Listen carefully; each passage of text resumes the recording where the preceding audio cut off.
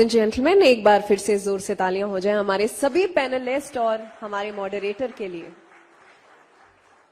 तो टीयर 2 शहर भारत के आने वाले कल के विकास में एक महत्वपूर्ण भूमिका निभाएंगे।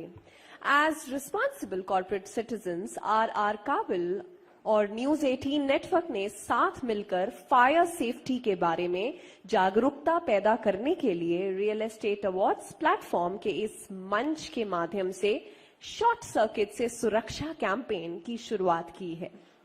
तो चलिए इसलिए आगे बढ़ते हैं और अब बात करते हैं electrical safety codes, minimising the risk of short circuit fires की। शॉर्ट सर्किट आग इमारतों में आग लगने का एक सामान्य कारण है और इसके विनाशकारी परिणाम भी हो सकते हैं। इलेक्ट्रिकल सेफ्टी कोड्स को लागू करके रियल एस्टेट डेवलपर्स, ओनर्स और ऑक्यूपेंट से सुनिश्चित कर सकते हैं कि इलेक्ट्रिकल सिस्टम्स को इस तरह से डिजाइन्ड, इंस्टॉल्ड एंड मेंटेन किया जाए जो शॉर्ट सर्किट आग को जोखिम को कम कर दे। आज की इस चर्चा में हमारे एक्सपर्ट्स इस बारे में चर्चा करेंगे कि कैसे सुरक्षा कोड होने से हर किसी के लिए सुरक्षित वातावरण बनाने में मदद मिलती है और ये प्रॉपर्टी को नुकसान से बचाता भी है। इसके अलावा इलेक्ट्रिकल सेफ्टी कोड्स का पालन करने से बिल्डिंग और उसमें रहने वालों की सुरक्षा के लिए जिम्मेदार लोगों के लिए जवाबदेही और उत्तरदायित्व को बढ़ाता देने में मदद मिलती है। तो अब मैं मंच पे एक बार फिर बुलाना चाहूंगी Shri Gopal Kabra ji, MD and president RR global को, architect Anish Kemkar, director AK consultants India को, और साथ ही में मैं आमंत्रित करना चाहूंगी member of parliament Shankar Lalwani ji को। और इसी के साथ लेडीज एंड जेंटलमैन मैं आमंत्रित करना चाहूंगी सैंटेक्निका इंस्पायरिंग डिजाइन्स एंड नॉलेज से संदीप माथुर जी को। आप सभी का बेहद स्वागत है और इस खास पैनल के संचालन करने के लिए मैं एक बार फिर से मंच पे बुलाना चाहूंगी श्री विपिन भट्ट जी को। Over to you mister Vipin Bhatt.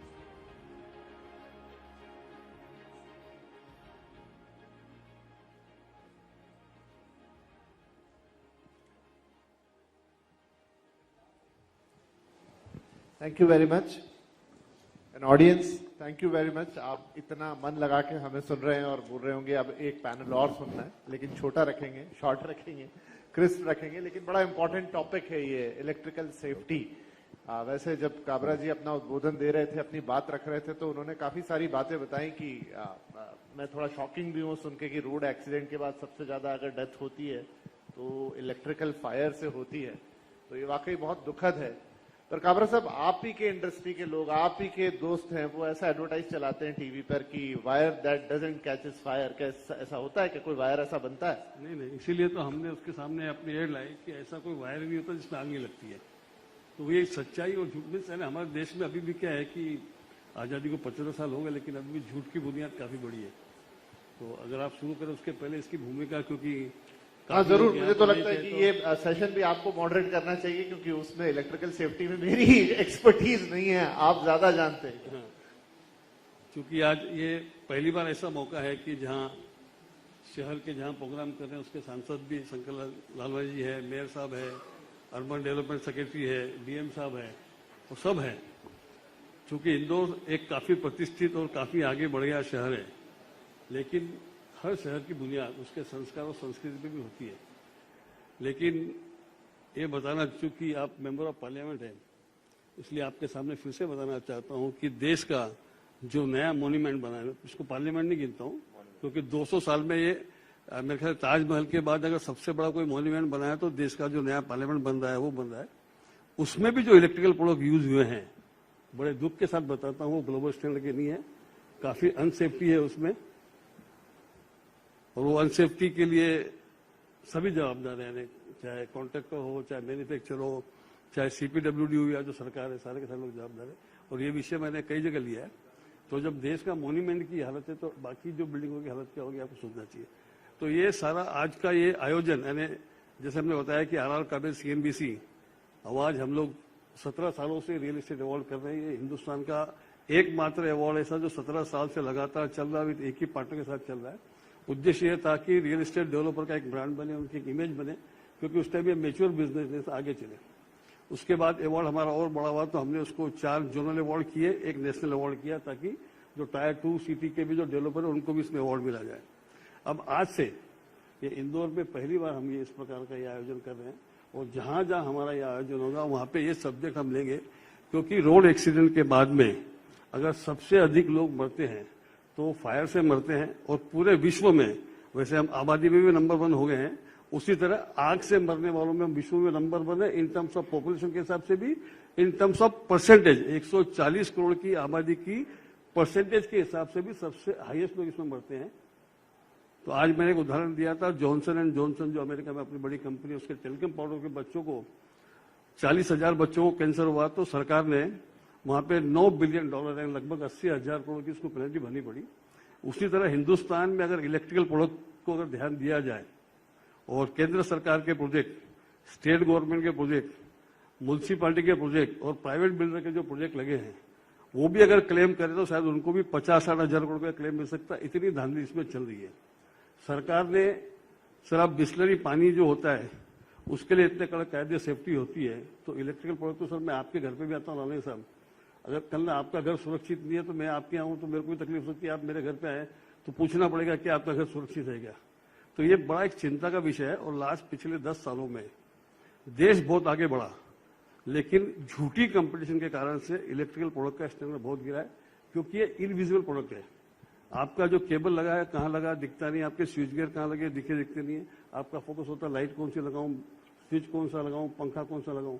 लेकिन जो चीज, वैसे भी कहावत है कि जो चीज इनविजिबल होती है उस पर अधिक ध्यान देना चाहिए। तो बहुत ही चिंता का विषय है। ये पैनल के बाद मैं आपसे अलग से मिलना चाहूंगा कि वाकई में ये देश ये बहुत बड़ी समस्या से जूझ रहा है। इसलिए मैं खेमकर साहब और हमारे दोनों कंसर्न को बुलाया कि सरकार एमबीबी कंसर्न को उसके लिए जवाबदार करे या बिल्डर को जवाबदार करे। ये एक कड़क कायदा इसके ऊपर होना चाहिए। और रेरा में कम से कम अपना 10 साल के लिए इलेक्ट्रिकल, प्लम्बिंग और फायर फाइटिंग पे एक जो 5 साल की गारंटी है उसको 10 साल किया जाए, ताकि सब इस पर ध्यान दिया जाए। इसी के साथ विपिन जी आप इस कार्यक्रम को आगे ले। नहीं, आपने इसकी अच्छी भूमिका रख दी। एंड लालवानी साहब ने, क्योंकि लंबा सफर रहा है, तो शहर से लेकर अब मेंबर ऑफ पार्लियामेंट तक तो बहुत सारी चीजें हैं, बहुत सारी पोजीशंस ऐसे हैंडल किए हैं जहां इन चीजों से 2-4 हुए। लालवानी साहब, इस पे आपके विचार, कंसर्न तो बड़ा है, क्या होना चाहिए? देखिए, मैं एक्सपर्ट तो नहीं हूं इसमें, लेकिन ये बात सही है कि ये इनविजिबल है तो इसमें प्रायोरिटी कम जाती है, चाहे प्राइवेट हो या गवर्नमेंट लेवल पे हो। तो मुझे लगता है इसके कुछ रूल्स बनना चाहिए। और रेरा में तो है शायद, और उसमें जो वारंटी पीरियड है 5 साल का शायद, तो 5 साल बहुत कम समय रहता है, क्योंकि एक कंस्ट्रक्शन होता है और बिल्डिंग रहती है तो उसकी लाइफ जितनी होती है उस हिसाब से उसको बढ़ाना भी चाहिए। और मुझे लगता है इसके लिए अभी मैं जब ये बता रहे थे तो मैं बैठ बैठ सोच रहा था, अगर सरकार को हम इस पे ध्यान लाएंगे। और अभी ट्यूसडे को ही शहरी विकास मंत्रालय की मीटिंग है, और वो जो आप बता रहे हैं कि केंद्र सरकार का नया पार्लियामेंट बन रहा है, उसका भी रिवोल्यूशन है और स्मार्ट सिटी का भी है।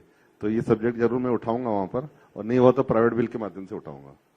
नहीं, ठीक है, अच्छी बात है। हम अपने एक्सपर्ट से बात करते हैं। अनीश जी, जब घर में आम लोगों से बात करता हूं तो एक तो इलेक्ट्रिकल सेफ्टी का मामला आता है कमर्शियल बिल्डिंग्स के अंदर, जिसमें बड़ी बड़ी दुर्घटनाएं हमने होती देखी हैं, और घरों में भी आग अक्सर लग जाती है, फायर सेफ्टी के रीजंस होते हैं। तो क्या अवेयरनेस की भी कमी है? जब ग्राहक जाता है तो टाइल कैसी होगी, नल कैसा होगा, वॉश बेसिन कैसा होगा, इस पर उसका ध्यान रहता है। लेकिन जैसा सर भी बोल रहे हैं कि छुपी हुई चीज है, किसी को उतना कंसर्न नहीं रहता। मतलब सबके लिए इलेक्ट्रिकल वायरिंग है और जनरल है, तो वो इलेक्ट्रिकल सेफ्टी को लेकर अवेयरनेस की कमी है, क्या प्रॉब्लम है? जी विपिन जी, ये एक बहुत ही इम्पोर्टेंट विषय है जो काबरा जी ने भी छेड़ा। मुझे एक छोटा सा घटना अभी याद आ गई। 88-89 की बात होगी, हम बहुत छोटे थे। एक मूवी आई थी, इंग्लिश मूवी। मेरे फादर को पिक्चर देखने का काफी शौक था, टावरिंग इन्फर्नो।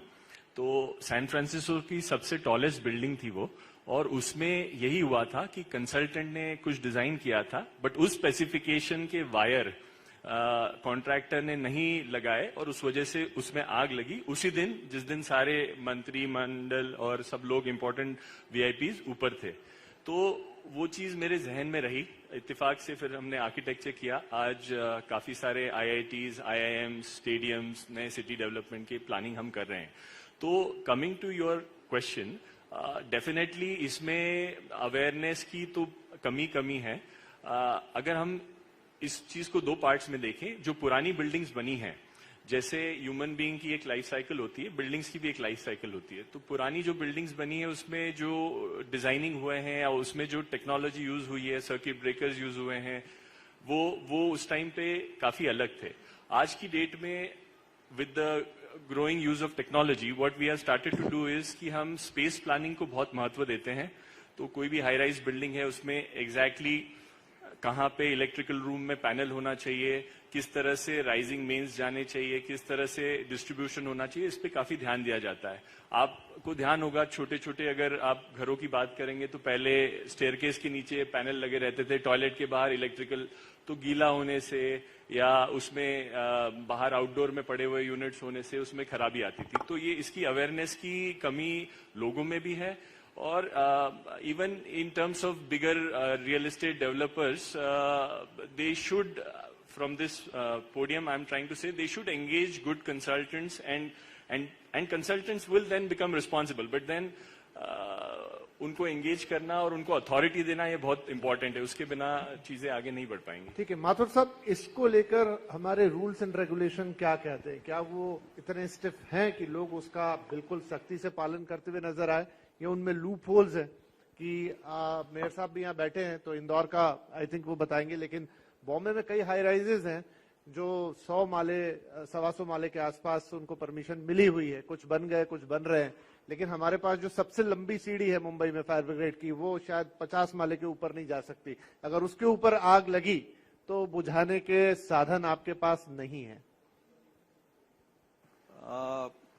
इसमें मैं ये कहना चाहूंगा कि अभी as far as Indore is concerned, we have just started in high rise sector.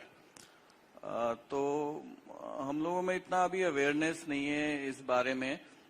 In high rise rules and regulations in place हैं, कोड्स हर चीज को मेंशन करा, इवन बहुत ही माइन्यूट लेवल पे कोड, एक एक चीज उसमें डिस्क्राइब्ड है कोड में कि क्या क्या सेफ्टी प्रिकॉशंस रहने चाहिए जिससे we don't end up in fire. But इसमें एक ये रियलाइज करना बहुत जरूरी है मेरे ख्याल से कि जैसे बिजनेस मैनेजमेंट होता है या और चीजों में मैनेजमेंट होता है, technology itself is a management. Technology is not an open loop system, it is a closed loop cycle. Like as far as electrical is concerned, it starts from the design. What is how good you are designing as per the codes, because everything is in place. We in this internet era, all the things are available, information is available. So you should hire the best consultants out there and they will design the best thing. But क्या होता है कि उसके बाद में material आता है कि भाई आप मटेरियल कौन सा सिलेक्ट करते हैं, क्योंकि कोड्स में मटेरियल का भी कोड्स है, उसके भी स्टैंडर्ड्स हैं। तो you should buy the material of that standard which is compliant with the codes as far as safety is concerned. उसके बाद एक आता है कि आप installation, you need a skilled man power उसके लिए, because once the material is procured, it is very necessary in electrical कि भाई वो skilled आदमी उसको properly install करे, because there are so many loopholes। इतना these days आप पूरे इलेक्ट्रिकल वायरिंग के नेटवर्क से पूरा एनवलप हैं, आप किसी भी बिल्डिंग में बैठे हैं, चारों तरफ आपके करंट ही करंट फैला हुआ है। तो कहीं पे भी लूज कनेक्शन हो गया, प्रॉपर कनेक्शन प्रॉपर इंस्टॉलेशन नहीं हुआ, या एक टेंडेंसी रहती है बिल्डिंग में जो कंड्यूटिंग सिस्टम होता है उसमें ज्यादा से ज्यादा वायर लगा दो, एक शॉर्टकट्स अपनाते रहते हैं। लेकिन उसके पीछे हर चीज कोड में हर चीज मेंशन्ड है कि क्या करना चाहिए, बट उसकी एक अवेयरनेस होती है। उस अवेयरनेस, ऐसा नहीं है कि आपका electrician doesn't want to do a good work, लेकिन प्रॉब्लम क्या है, स्किल्ड मैन पावर की इतनी कमी है। Consultants are good, consultants are there, इतनी इंफॉर्मेशन है, लेकिन उसको प्रॉपरली एसिमुलेट करके ठीक है। उसको तो एक तो ये बात है कि एक प्रोडक्ट हो गया, दूसरा उस प्रोडक्ट को यूज करना, लगाना, वहां पर स्किल मैन पावर। ये इलेक्ट्रिकल कोड की बात कर रहे हैं काबरा साहब, तो दो चीजें हैं। एक तो हमारे जो इलेक्ट्रिकल कोड है या जो स्टैंडर्ड्स है वो बाकी की दुनिया के मुकाबले कहां खड़े हैं, और जो भी हैं क्या उनका पालन होता है? देखिए, दुनिया के मुकाबले सबसे लोवेस्ट है, क्योंकि आप जानते हैं कि हम लोग 90 कंट्री से अधिक में एक्सपोर्ट करते हैं, लार्ज स्केल एक्सपोर्ट है, बहुत कम है, नंबर 1। नंबर 2, आप दोनों कंसर्न है, मेरे को क्षमा करना, लेकिन आपको भी मालूम है कि कौन से अच्छे प्रोडक्ट है या कैटेगरी क्या है। क्या हम स्पेसिफाई करते हैं? सब जानते हैं कि आग और धुएं में लोग आग से नहीं धुएं से मरते हैं। अब आप किसी का से बोलो तो भारत सरकार को पूछो सर FRLS वायर यूज कर लेते हैं। अरे FRLS वायर पहली बात तो पूरी दुनिया में कहीं है ही नहीं, ये इंडिया का एक क्रिएशन है।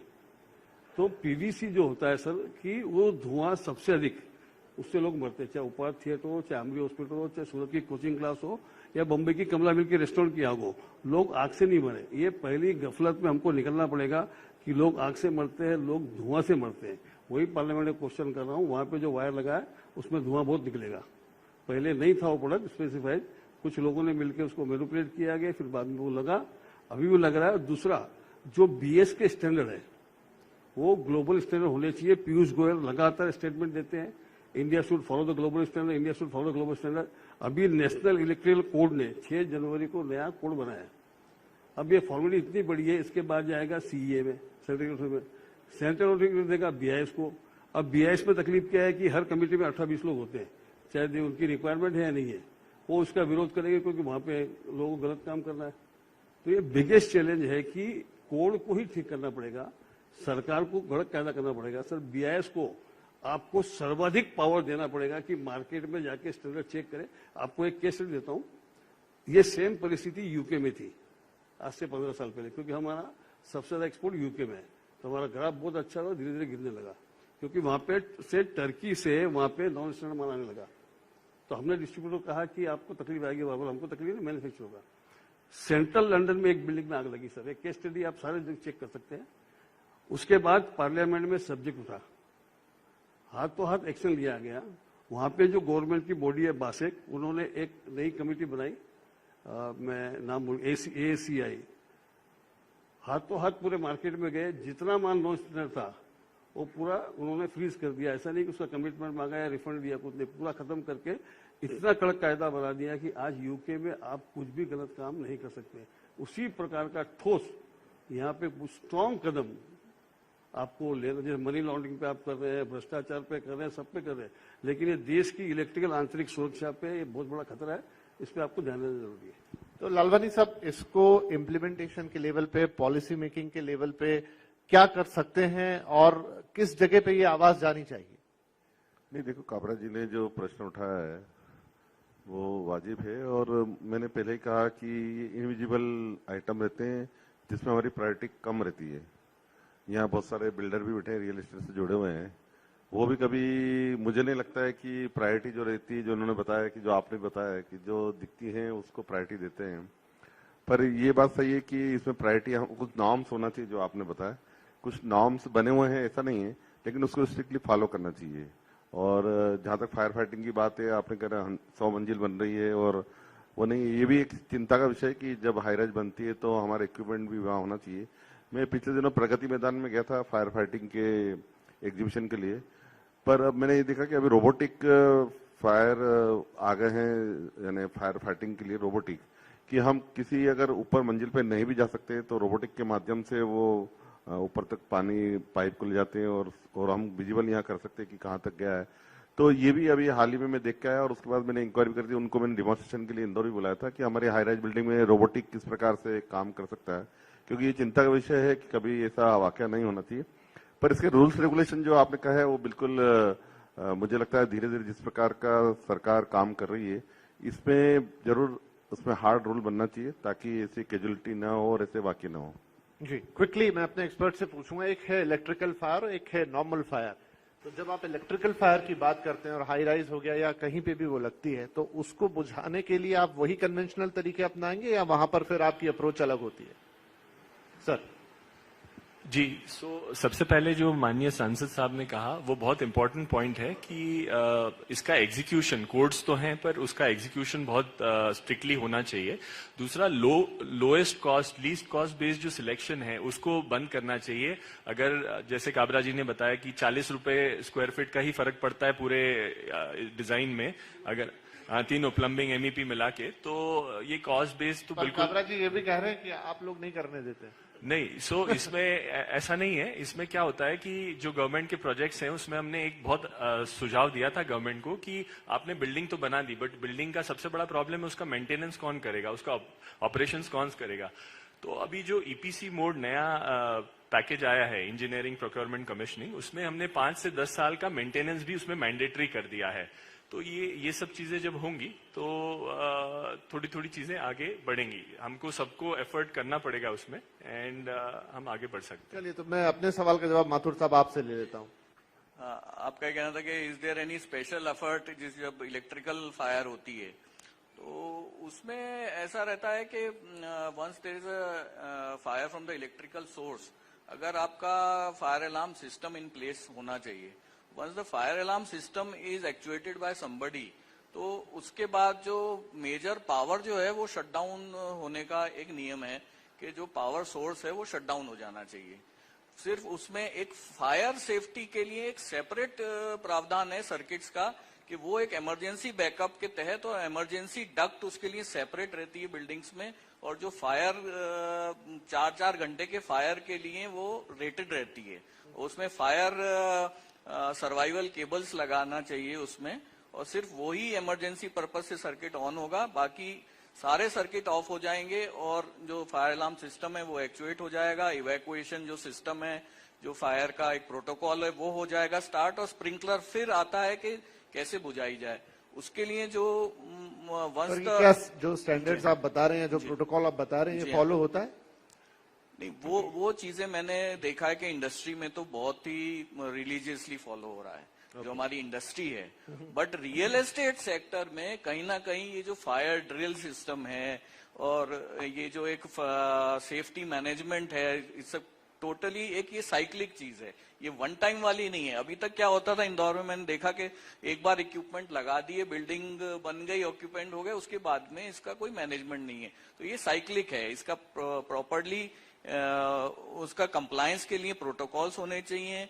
और जो भी हाई राइज बिल्डिंग में एक ऑक्यूपेंट आता है, जापान में ऐसा होता है कि एक बार उसको 1 वीक की ट्रेनिंग होती है। जो भी नया ऑक्यूपेंट आता है उसको पूरा फायर सेफ्टी और कैसे करना है, उसको अगर कोई इमरजेंसी हो जाती है तो क्या करना है, उसकी सबकी ट्रेनिंग होती है। तो ये सब चीजें कहीं बहुत गैप्स हैं अवेलेबल ये अपने सिस्टम में। तो ये चीज हम लोगों को वहां से सीखना भी चाहिए, एम्प्लॉय इसको इम्प्लीमेंट करना चाहिए। इवन ये सब क्या है कि कंसल्टेंट्स और decision makers, developers, government agency सबको मिलके, जैसे काबरा साहब ने बोला कि एक ये बहुत बड़ा चीज है, इसको एड्रेस करना चाहिए, इससे बहुत सारी जानें बच सकती हैं। We will have to, because COVID में हमने देखा कि कितना इंपॉर्टेंस है सिक्योर हाउस, लेकिन आप इलेक्ट्रीशियन को भी नहीं बुला पाते हैं जब लॉकडाउन लग जाता है। तो एटलीस्ट वो फॉल्ट्स तो नहीं हो आपके घर में। तो कंक्लूडिंग रिमार्क के लिए काबरा जी आप ही के पास आऊंगा, क्या होना चाहिए फिर? काफी गहरा और बड़ा विषय है, शायद बात करेंगे तो लंबी जाएगी। अच्छा मौका है, शंकर जी यहाँ पर है। आपने फायर सर्वाइवल केबल की बात की। हिंदुस्तान पहला देश है जहाँ पे BIS को नॉलेज नहीं है, रियली बताता हूँ आपको। उन्होंने फायर सर्वाइवल केबल एल्यूमिनियम का ओके किया। तो मैं खुद गया BIS के ऑफिस में, मैंने कहा साहब ये तो बताइए कि जब आग लगती है तो टेम्परेचर कितना होता है? तो 850-900 डिग्री होता है। और बोला सर एल्यूमिनियम कितने में पिघलता है? तो 650 में पिघल जाता है। तो हमारा ऐसे केबल का फायदा क्या? तो वापस ठीक करके उन्होंने कॉपर का किया। लेकिन आज भी कई कंसल्टेंट, कई कॉन्ट्रैक्टर और कई सारी हाई राइज बिल्डिंग का मैं नाम के साथ बता सकता हूँ जहाँ पे एल्यूमिनियम फायर सर्वाइवल केबल लगा है। Sir this is the level of BIS। आपको बताता हूँ मैं, यूके में जो वायर एंड केबल की अथॉरिटी है उसके पास 42 आदमी का स्टाफ है, गवर्नमेंट ने दिया है, छोटा सा मार्केट है।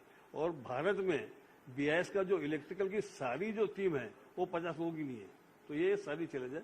दूसरा एक और बता दूं कि जो इलेक्ट्रिकल फायर की बात करते हैं, जितनी भी आग दुनिया में लगती है, भारत में नहीं, वो 80% इलेक्ट्रिकल कारण से लगती है। तो इसलिए फायर में होने के बाद क्या क्या करना हो ठीक है, न हो उसके लिए अगर सारा ने भूमिका ये है कि अगर फाउंडेशन मजबूत होगा तो आग नहीं लगेगी। तो इस पे इतना गंभीर विषय है। जितना बिल्कुल एक्स्ट्रा लगेगा पूरे इलेक्ट्रिकल में इंडिया में सब 10,000 करोड़ का लगेगा, लेकिन 10,000 करोड़ के सामने 77 × 365 लोग मरते हैं और इतना वेल्थ का नुकसान होता है, 50,000 करोड़ से अधिक का होता है।